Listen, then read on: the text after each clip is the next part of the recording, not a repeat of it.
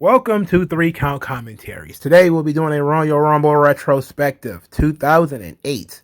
So this is Royal Rumble that emits from Madison Square Garden. Michael Buffer even did the ring introductions on this joint. So I gauge Royal Rumbles by looking at the Iron Man, the Final Four, the winner, and the A, B, and C stories of the show. So as we go through the match, we're going to talk about the Iron Man, the Final Four. The winner was John Cena, and the A, B, and C stories of the match. So we start with Michael Buffer. Michael Buffer, this is one of the few times he's actually done ring introductions for WWE. I'm surprised, he had not done a WrestleMania. We kind of need Michael Buffer to make an appearance at WrestleMania one time.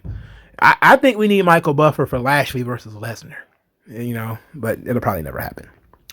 So we start with Shawn and Undertaker. Undertaker and Shawn. Undertaker is number 1. Shawn Michaels is number 2. These are the Iron Men. They are in most of the match. They carry the match up to a certain point. They were the linchpin of the match. Of course, this is the continuance from the 2007 Royal Rumble where they were the last two. And now they're the first two. Oh, you talk about your long-form storytelling, of course. These guys, of course, would do their Royal Rumble duels, in preparation. These were appetizers for the WrestleMania matches that they would have. And I think that this is what late stage Ruthless Aggression era needed. As far as it needed the guys who had been around for a long time to finally take the reins from all of the crazy stuff that WWF had already been doing. This was just pure storytelling. Shawn and Undertaker were the last two. So now they're going to be the first two. So if you really was like, oh man, I love what they did in the 2007 Royal Rumble, which everyone did. It was, they had not really had matches against each other since the 90s. So you got an opportunity here where these two guys, they're still kind of in their prime. They're not, late 20s, early 30s anymore, but they ain't grizzled old veterans yet. They're still good. And now they get, several minutes at the end of the 2007 Royal Rumble to go out there and lay out a story and have a hell of a match. Now they're going to do it again in 2008. The difference being that now people are going to interrupt this match. So we get Santino, who comes out at number 3. Santino is hilarious. One of the things that that made me laugh is when he pokes his chest out and he kind of acts like he's bigger than he really is, and he kind of throws up the muscles and everything, and he's kind of not sure which one of them to attack. Of course, he's not going to attack Undertaker. And as he turns to Shawn, he gets super kicked and then thrown over the top rope. So Shawn and Undertaker continue their duel. Then the Great Khali comes out. He's number 4. Great Khali had been feuding with Undertaker. I saw that Bruce Pritchard apologized to Undertaker for the Heidenreich feud.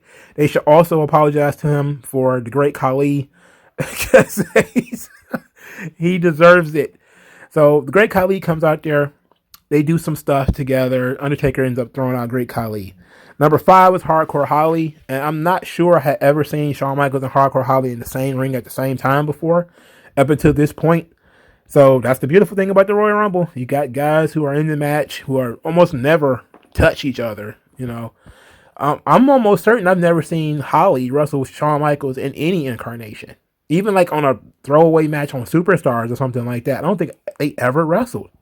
Nerds, I'm sure somebody knows, or some cage match guys knows that Bob Holly wrestled Shawn Michaels at some point. Because I'm almost sure it happened. Maybe it was a tag match. I'm almost certain it was a tag match. It might have been, if I know my new generation era, it would have been more than likely Shawn and Diesel versus 1-2-3 Kid and Bob Holly, because I know both of them were tag team champions. I just don't know if they wrestled each other or not. But Holly was in this company way too long to have never wrestled Undertaker or Shawn one-on-one. But I still think it actually happened. I'm almost certain Bob Holly wrestled Undertaker before, though. But that was interesting. He was able to hang around for a little bit. Johnny Morrison was number 6. This was after he was rechristened Johnny Morrison. A lot of people get upset about name changes. But you want to know what's a really drastic name change? When Johnny Nitro won the ECW championship and then came out of nowhere and was Johnny Morrison. How about that for a rebranding? A guy literally was one thing one week, showed up and changed his whole entire character, changed his theme music, everything. That John Morrison was the launch of John. I'll never forget when I saw the launch of John Morrison. You know, it was, I think, was it the first ECW right after he won the title? Because I think it was no, I think it might have been the second, because I think the first is when he won the title. Benoit did what he did. They had the tribute show.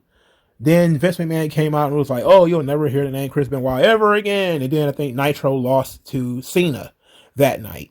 And then the next week is when he came back as Johnny Morrison. I'm almost certain that was the case. But he was the ECW champion at this point in time, or he was a former ECW champion. He wasn't the current one.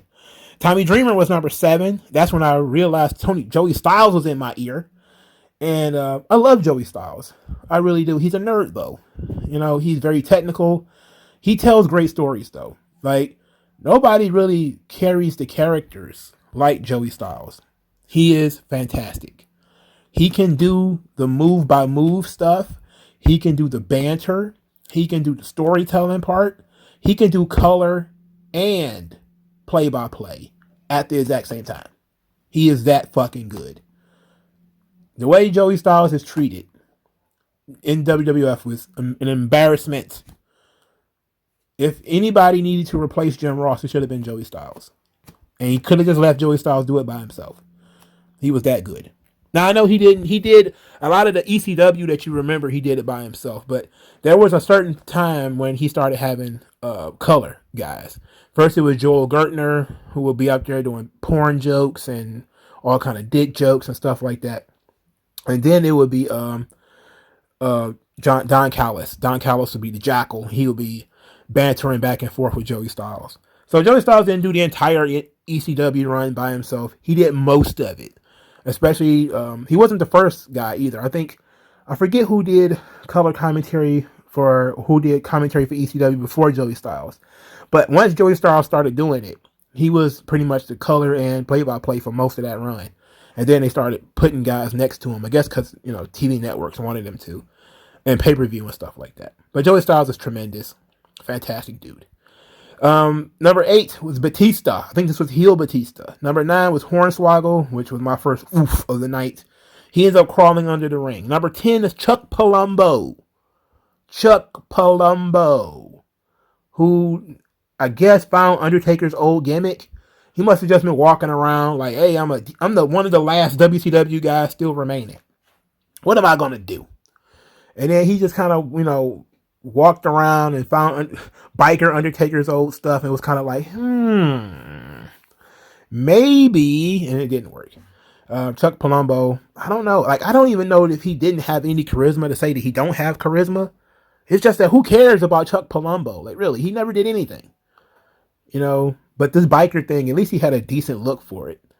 Number 11 was Jamie Noble. Back when everybody was like, Jamie Noble, former Ring of Honor World Champion. How can you not be pushing him? It's like he's a 5'6" bumpkin. No, that's why he's not getting pushed. I do remember his tag team with Kid Cash, though. See, here's the thing. People were not as passionate about the Ring of Honor guys at the time when Jamie Noble was there, but I was hearing a lot about, you know, Jamie Noble should be treated better because, you know, he was Ring of Honor this and Ring of Honor that and all that shit. You know, it's kind of like, look, nobody cares. In WWF TV, he's a hillbilly, right? It is what it is. When you look at him, he's a midget, might be smart, might be technically proficient, might be but he was a good character with Nydia. But I don't think anybody would have paid to see Jamie Noble wrestle Shawn Michaels or Undertaker. I just don't believe it. I don't believe it. You know, so, you know, he's too thin. And so I don't believe it. So too bad. CM Punk was number 12. Cody Rhodes was number 13. AEW.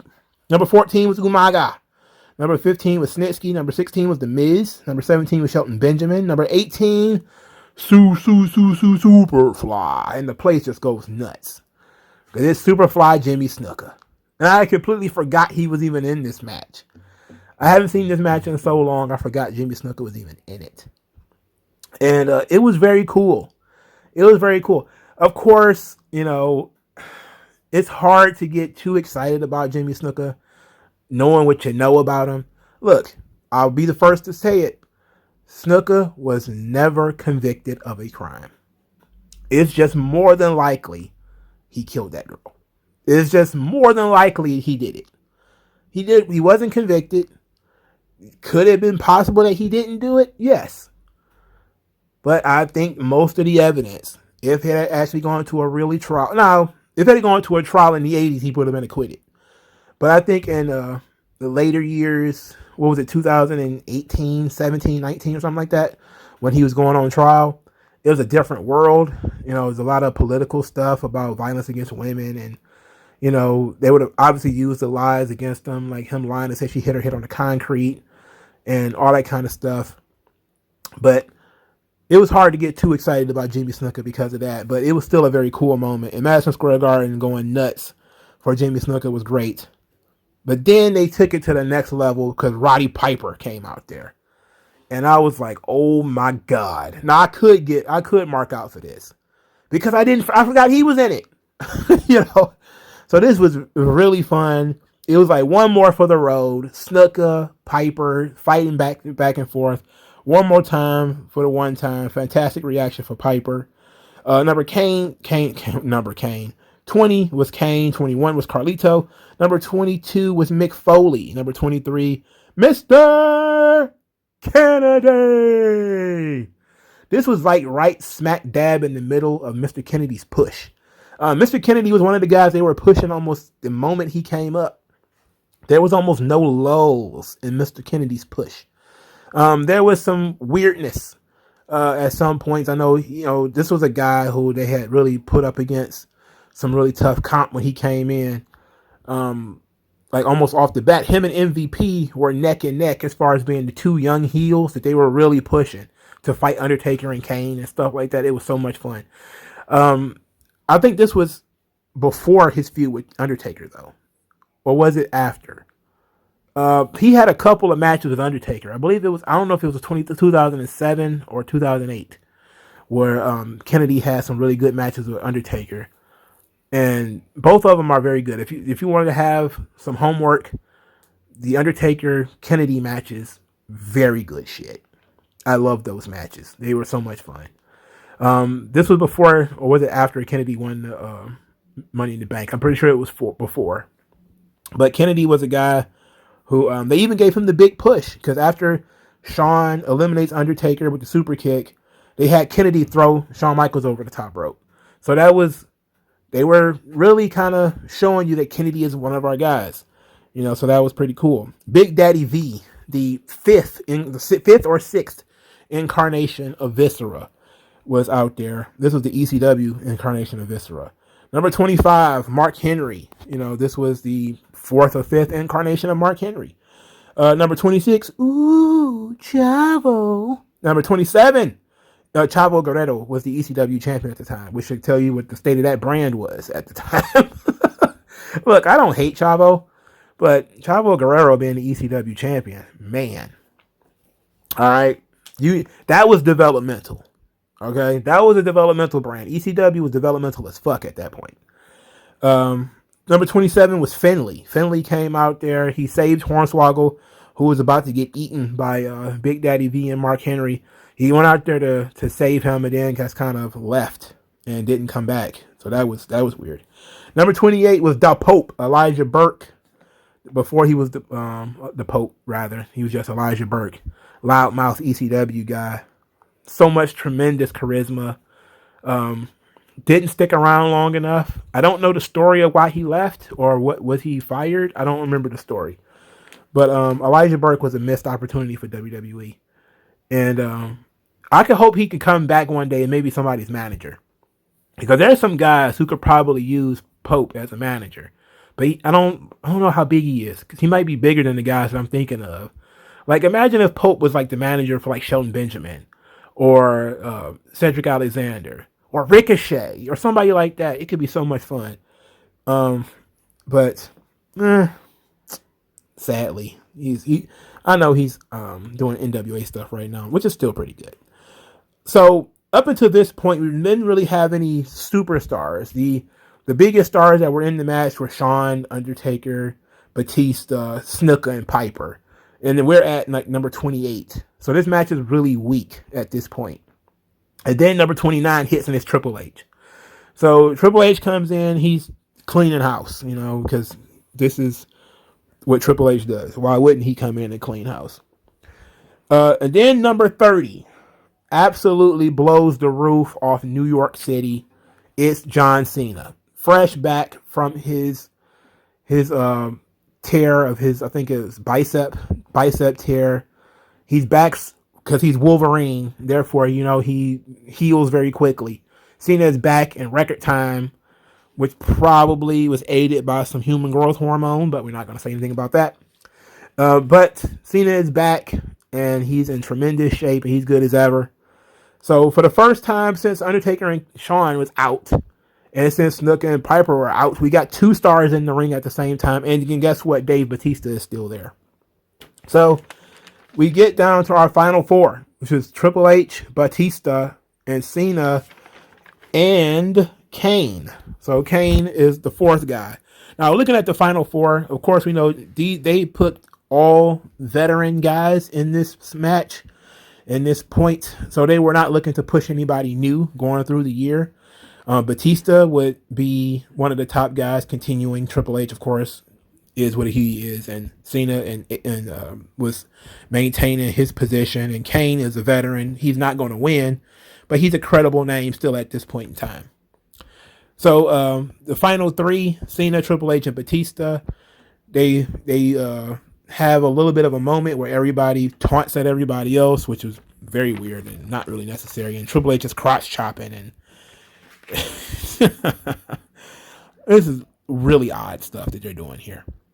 So Triple H ends up throwing out Batista. They have a mini duel with Triple H and Cena. Not much, not nearly on the same level as Shawn and Undertaker, which I'm pretty sure Triple H wanted to do that, but maybe Cena wasn't ready for it yet. And Cena throws out Triple H to win the match. So our Iron Men are HBK and Undertaker, who are number 1 and number 2, and lasted all the way until number 23, Mr. Kennedy, came in at around the time. So a little bit after Mr. Kennedy came in. So they were in the match for a long time. Undertaker was eliminated by Shawn Michaels. Shawn Michaels was eliminated by Mr. Kennedy. So the number 1, that was their feud, was sort of the A story. Seeing if these two guys can finally air out their grievances. Shawn feeling like he was so close the previous year, and Undertaker was the only thing standing in his way. And now, he's going to get a second chance to eliminate Undertaker from this match, and he actually gets him. He actually eliminates Undertaker in the Royal Rumble.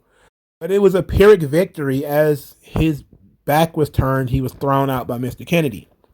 So that was the A story, and I think it was a very successful one. These guys carried the middle of the match. The problem is they didn't put him in there with anybody of any real threat. Piper and Snuka were two old guys. Even though they got huge reactions, they were old as hell. They were no threat. Batista was legit, though. So Batista was legit, but he was really the only contender that they had in the match with these guys that could even threaten to mess up what they were doing. Everybody else was basically just fodder that was keeping them separate and stopping them from finishing up their business. So the A story was really effective. The B story was virtually non-existent. There really was no B story. It was Shawn and Undertaker do their thing in the match, and then there was no underlying stories, because the winner of the match was going to be a surprise entrant, and that kind of takes all of the heat out of it. And then the person who was going to win was number 30. So that means you basically you left the match for Undertaker and Shawn to carry up to a certain point. and then they were thrown out. And then it still took a while before a new normal was set. So it was basically chaos after they were gone. The ship became rudderless at that point. You know, you needed somebody else to be in there to take over, to carry the torch once they had been tossed out. But there wasn't any really, you know. So you're kind of like, okay, the match is going on, and now then, like I said, between the elimination of Shawn and the arrival of Triple H, there was a lot of time there. You know, and that was the next guy who could come in, who could possibly win. So then you were in there with Triple H and Batista, you know, and that wasn't really, you know, a story, even though their feud was in 2006. I don't think they revisited it in 2007. And so that was interesting that it was kind of like that. And then you had number 30 was John Cena, and his return was a story for sure. But that's the C story, because it's the last story. It's the story from when his music strikes to when he actually wins the match.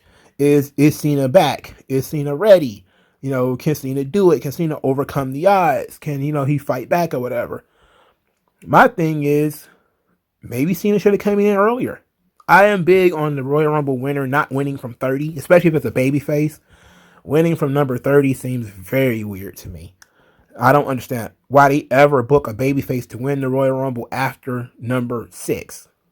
You have to be in the first 5, as far as I'm concerned, to be a respectable Royal Rumble winner. Winning the Royal Rumble at number 30, I'm kind of like, ugh. I know Undertaker won it from 32, but I'm gonna be a hypocrite on this one. It was fucking cool Undertaker did it, mainly because he had the duel with Shawn at the end. It wasn't like he came in, started throwing everybody out, and that was it. If Cena had been taken through the ringer and Triple H almost eliminated him a bunch of times and he caught a pedigree and he getting beat up, then maybe it would have felt a little bit more real. But it seemed like the moment Cena's music strikes, you know who's going to win. You know, even though the story is he ready? Is he back? Yada, yada, yada. You kind of know Cena's going to win. And it was almost like the same thing like when Steve Austin would win the Royal Rumble sometimes. If you just kind of knew Austin was going to win. So it was kind of anticlimactic. And that's kind of how this felt. It wasn't enough story in it for me. And that's what I really like wrestling for. I like wrestling for the storytelling. You know, so this match just simply didn't have enough. It also didn't have enough star power. There were some good mid-carders in here like Carlito and Mr. Kennedy and Cody and CM Punk. You know, these guys were like burgeoning stars. They weren't anything yet. CM Punk is still within his first year and a half on the roster. Cody is still fairly new. They're not really being pushed. Umaga, he's not really doing anything yet. I think he already had his run. So he was kind of on the other end of his run. This was after, you know, Battle of the Billionaires and everything.